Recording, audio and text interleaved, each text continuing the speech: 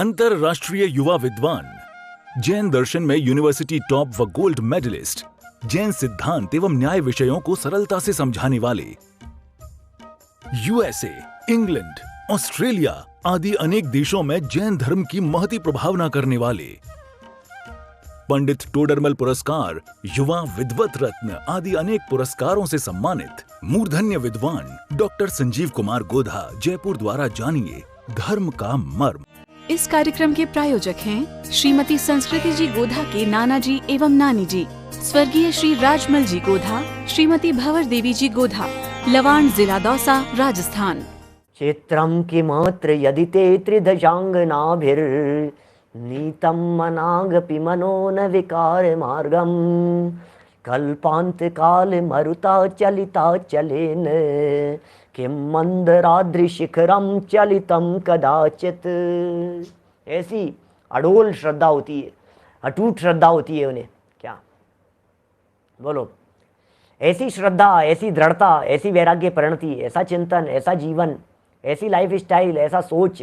नकल करो, नकल नकल नकल नकल। क्या कह रहा हूं मैं भाई साहब, नकल। अरे बनो तो सही, बनने की कोशिश तो करो, देखो तो सही, जीवन जियो तो सही भाई साहब किस तरह का होता है। क्या नकल से असल, ब्रह्म गुलाल, सही कह रहे हैं। ऐसे नकल से असल तक पहुंच गए।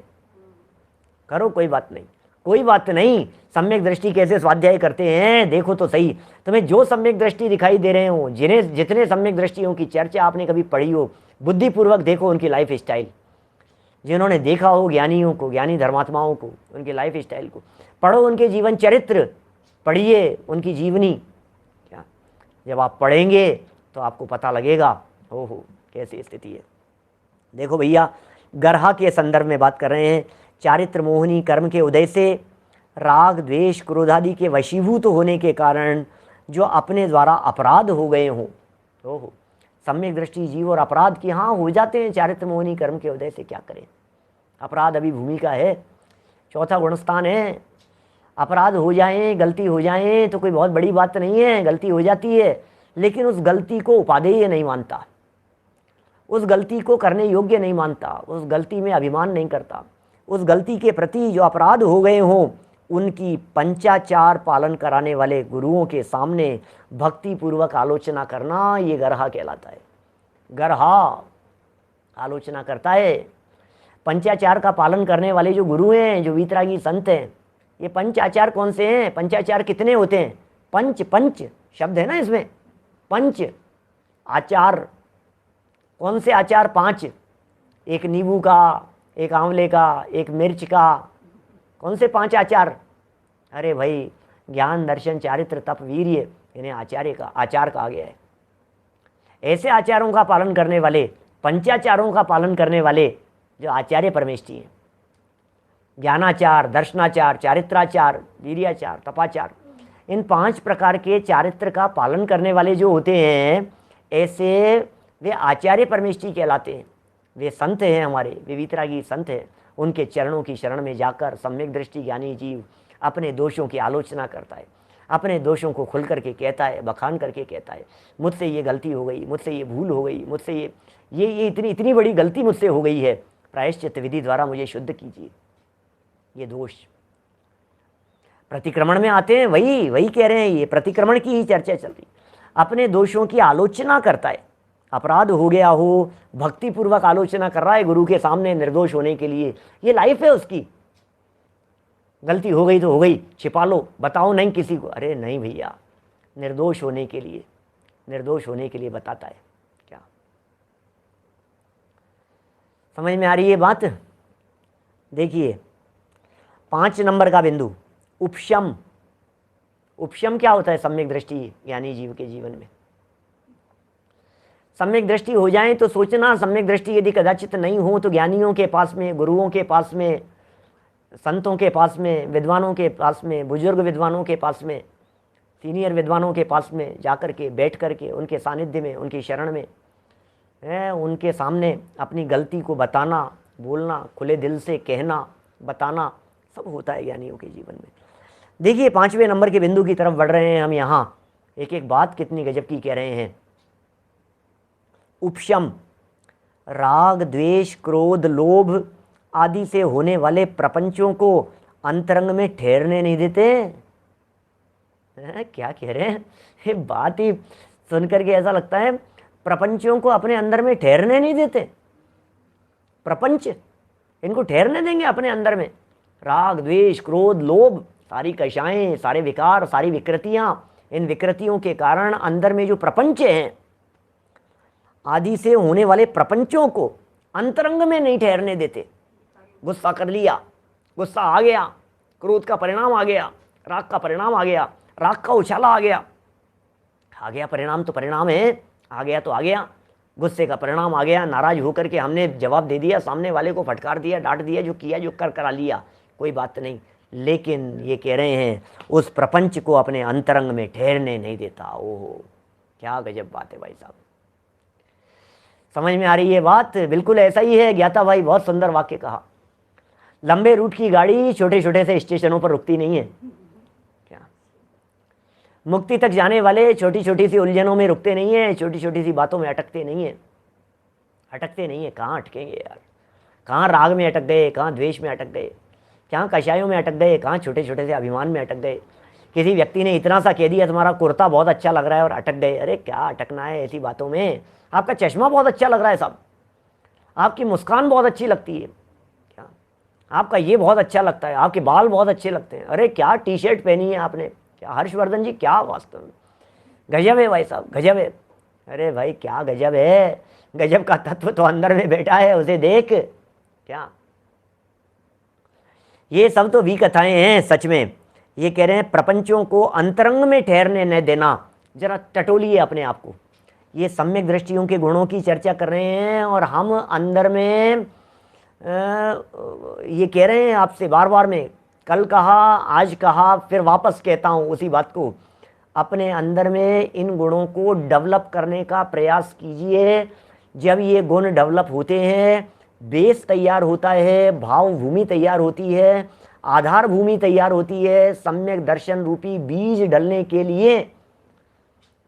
फिर सम्यक दर्शन रूपी बीज डलता है। सम्यक दर्शन रूपी बीज कहाँ डलता है? सम्यक्त्व रूपी बीज कौन सी जगह पर डाला जाता है? ये सम्यक दर्शन रूपी बीज, ये भाव भूमि तैयार होती है, तब सम्यक्त्व का बीज डलेगा।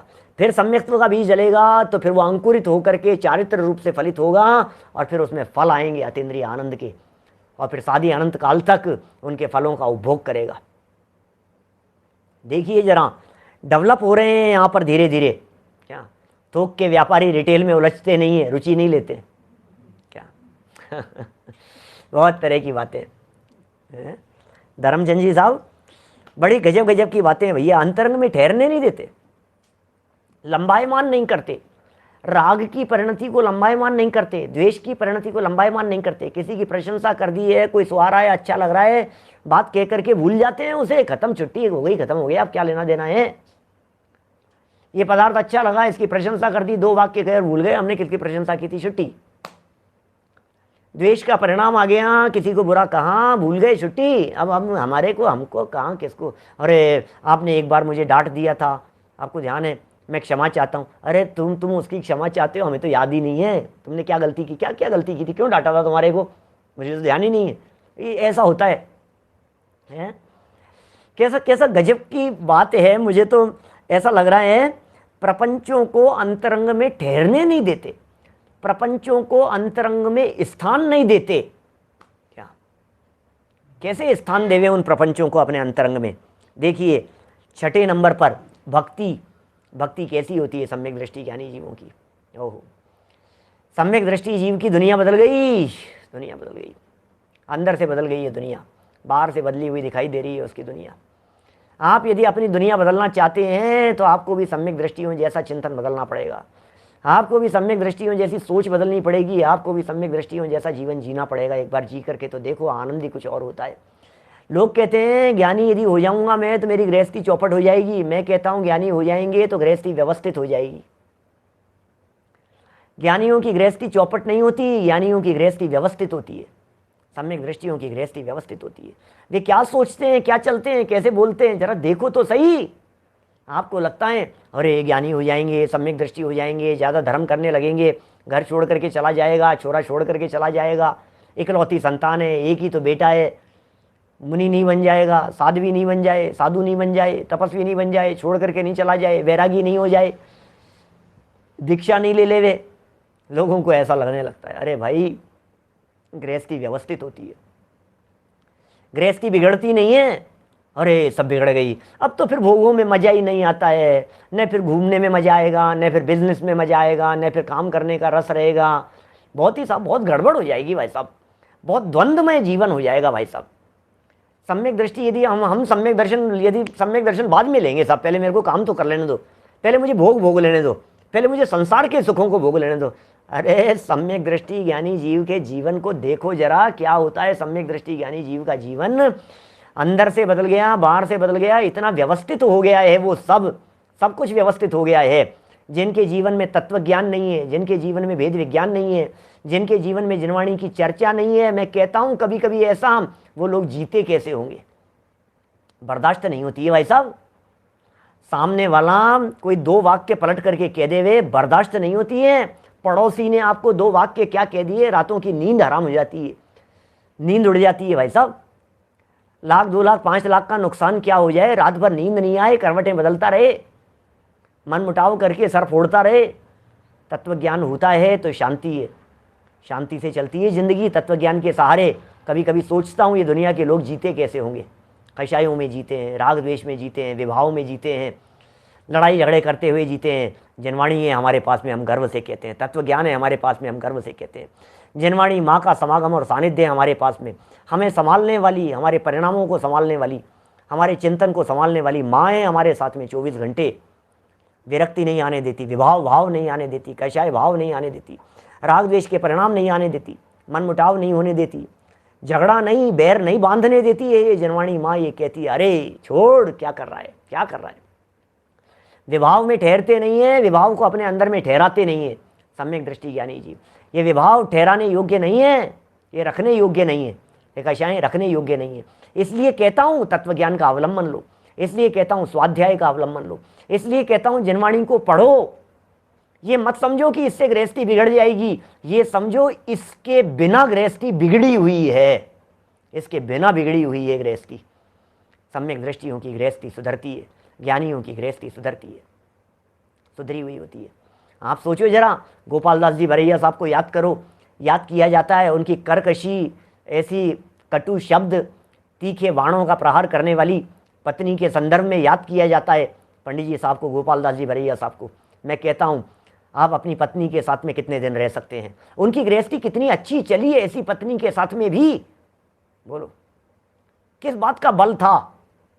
ऐसी पत्नी भरत भाई आज यदि और किसी की हो, 4 दिन नहीं चले भाई साहब, 4 महीने 4 साल 40 साल तो बहुत दूर की बात है, चले नहीं, लेकिन 40 साल 50 साल तक उन्होंने अपनी ज़िंदगी में निर्वाह किया तो किसके दम पर किया ये बतलाइए, कैसे चली वो ज़िंदगी, शांत परिणाम कैसे रहे, कैसे शांति रहती है। लड़ाई दोनों तरफा होती है, एक तरफा नहीं होती है। 2 में से यदि एक शांत हो जाएगा तो लड़ाई चलेगी नहीं। क्या करें, इधर से इसने कहा, फिर इधर से इसने कहा, फिर इधर से इसने, फिर इधर से इसने, तो करें क्या। एक व्यक्ति को शांत होना पड़ेगा और शांत वो होगा जिसके हृदय में तत्व ज्ञान होगा। ये कहता है साहब मैं हार जाऊंगा, मैं हार जाऊं, मैं हार जाऊं, मैं क्या बात कर रहे हो आप, क्या हार जाएंगे भाई साहब। मैं उनके सामने ईंट का जवाब पत्थर से, अरे सुनो तुम्हारी हार में तुम्हारी जीत है, क्योंकि तुम्हारी कषाय हारी है और ज्ञान जीता है। समझ में आ रही है बात। दादा ने बहुत सुंदर प्रकरण लिखा है सत्य की खोज में, ये सुंदर प्रकरण लिखा उन्होंने। ये कहा ज्ञानी और अज्ञानी के लड़ाई के समय में, जब ज्ञानी और अज्ञानी जीव की लड़ाई होती है तो हमेशा ज्ञानी की हार होती है, ज्ञानी हारता हुआ दिखाई देता है। आपको जान करके आश्चर्य होगा, क्या बात कर रहे हो पंडित जी साहब, ज्ञानी और हार जाएं, ये कैसी बात कर रहे हो आप। ज्ञानी जीव भी हार जाता है लड़ाई में, कि हाँ बिल्कुल हारता है, हारता हुआ दिखाई देता है। 2 व्यक्ति यदि लड़ रहे हैं, अज्ञानी जीव दमादम कषायों का प्रहार किए जा रहा है और ज्ञानी जीव शांत भाव से उनको सह रहा है।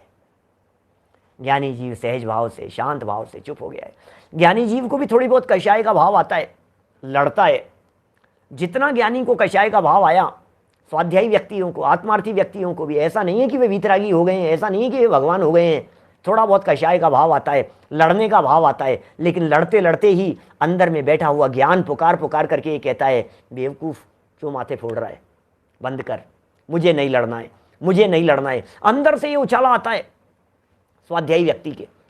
तो वो एक तो बाहर से लड़ रहा है, उस व्यक्ति से लड़ रहा है, और दूसरी तरफ लड़ रहे हैं अपनी ही कषाय से, दूसरी तरफ लड़ रहा है अपने ही क्रोध से, दूसरी तरफ लड़ रहा है वो अपने ही द्वेष परिणाम से, गुस्से से, अपनी कषाय से। तो यहां दो धारा चल रही है ज्ञानी के अंदर में, एक कषाय और एक ज्ञान। और अज्ञानी का वाणी कह रही है, ज्ञान कह रहा है, शक्ति कह रही है, ताकत कह रही है, पावर कह रही है, अरे ऐसी तैसी कर दे, तहस नहस कर दे इसको। वो चारों तरफ से पावरफुल है। और यहां मैं क्या कर रहा हूं, उससे मेरी कषाय कह रही है लड़ ले, और मेरा ज्ञान कह रहा है नहीं। फिर कषाय थोड़ी सी हावी होती है तो फिर मैं लड़ने की तरफ बढ़ता हूं, क्या मैं लड़ने के लिए जाता हूं, और फिर तुरंत मेरा ज्ञान मुझे खींच लेता है। मेरा ज्ञान मुझे कहता है नहीं नहीं यार, नहीं लड़ना नहीं है, लड़ना नहीं है, तो मैं शांत हो जाता हूं। अब मैं शांत हो गया तो अज्ञानी जीव क्या करता है, वो थोड़ा सा हावी होता हुआ दिखाई देता है। वो कहता है देखो हमने इनको पराजित कर दिया, देखो आ गए ना लाइन पे, देखो। दुनिया को लगता है अज्ञानी हार गया, लेकिन सच्चाई तो यह है कि वहां कषाय की हार हुई है, ज्ञान की जीत हुई है। ज्ञान की जीत में ज्ञानी की जीत है। ज्ञानी जीव की गृहस्थी व्यवस्थित होती है, ये कहना चाह रहा था मैं। शांति होती है उसकी गृहस्थी में, शांत परिणाम होते हैं, सहज होते हैं। इसलिए सदा तत्वज्ञान, तत्वज्ञानियों का समागम करना, तत्वज्ञानियों के साथ में रहना, स्वाध्याय का अवलंबन करना, जिनवाणी का अवलंबन करना, खूब पढ़ना, खूब पढ़ाना, खूब सुनना, सुनने वालों की अनुमोदना करना, जीवन धन्य हो जाएगा। देखिए क्या कह रहे हैं, ये उपशम सम्यक दृष्टि जीवों का है। उपशम देख करके क्या लगता है, प्रपंचों को अंतरंग में ठहरने नहीं देना, ये जीवन है उसका, लाइफ स्टाइल है। जैसे ही प्रपंच थोड़ा सा घर करने लगे, निकाल फेंको उन प्रपंचों को, हमें नहीं चाहिए ये प्रपंच, प्रपंच नहीं चाहिए हमारे को। अरे अज्ञानी जीव लिस्ट बनाता है, इसने मेरे को 3 दिन पहले ऐसा कहा था, 15 दिन पहले ऐसा कहा था, 2 साल पहले इन्होंने ऐसी बात कही थी, 8 साल पहले ऐसी कही थी, 10 साल पहले ऐसी कही थी। और वो दिमाग में सड़ा सड़ा करके उस कचरे को इकट्ठा किए जा रहा है, इकट्ठा किए जा रहा है। और ज्ञानी कहता है मैं क्यों याद रखूं इन बातों को, मैं क्यों याद रखूं। ज्ञानी जीव क्या कह रहा है, प्रपंचों को अंतरंग में ठहरने नहीं देता, याद ही नहीं करता,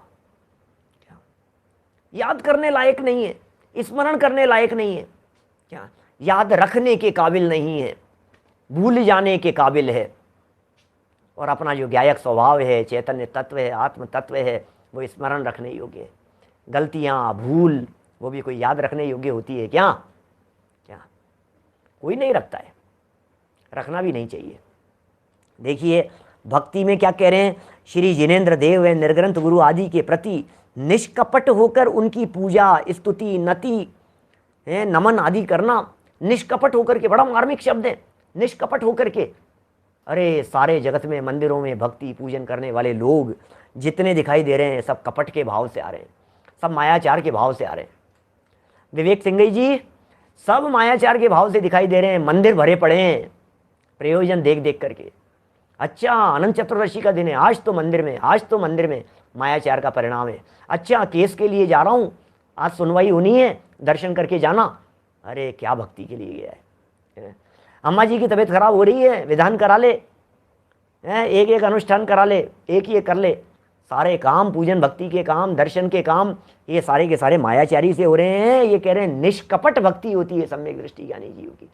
मन में कुछ, वचन में कुछ ऐसे परिणाम नहीं होते हैं उसके, निष्कपट भाव है। वीतरागी को लख वीतरागी बनो, फिर समझ लो कि भव भव का फेरा गया। ऐसा होता है ज्ञानियों का जीवन, ऐसी होती है निष्कपटता, निश्चलता। छल नहीं है यहाँ तो, हर कदम पर स्वार्थ दिखाई दे रहा है, स्वार्थ दिखाई दे रहा है। आज ऐसा था, आज ऐसा हो गया था, आज ऐसा हो गया था। इस प्रसंग पर 11,000, 11 लाख, 5,000, 500, जिसकी जैसी सामर्थ्य दे करके कुछ न कुछ ऐसा सोचता है। फिर इससे मेरा कुछ हो जाएगा, इससे मेरा कुछ हो जाएगा। अरे भाई, स्वार्थ भरी भक्ति मत करो, स्वार्थ भरी भक्ति नहीं होनी चाहिए, निष्कपट होना चाहिए। निश्चल भाव से भक्ति होती है उनके हृदय में, ऐसी भक्ति, सम्यक दृष्टि की भक्ति। ऐसा नहीं है कि भक्ति नहीं है, भक्ति तो है क्या, ऐसा नहीं है कि भक्ति नहीं करता है, भक्ति तो है क्या, लेकिन वो भक्ति निष्कपट होकर के करता है। वात्सल्य का परिणाम, ओहो वात्सल्य वात्सल्य वात्सल्य, क्या गजब गजब के शब्द हैं। 7वां गुण है सम्यक दृष्टि ज्ञानी जीव का। कैसा गुण कह रहे हैं? वात्सल्य। आगे भी आएगी चर्चा, वात्सल्य अंग की चर्चा भी करेंगे, तब करेंगे थोड़ी सी और। अभी कह रहे हैं रत्नत्रय व जैन धर्म के धारकों का धार्मिक अनुराग से प्रासुक औषधि द्वारा वैयावृत्य करना अथवा उनमें निष्कपट प्रेम रखना, ये कह रहे हैं यहाँ पर, ये है वात्सल्य। रत्नत्रय धर्म के प्रति, रत्नत्रय जैन धर्म के धारकों के प्रति, धर्मात्माओं के प्रति अनुराग का भाव।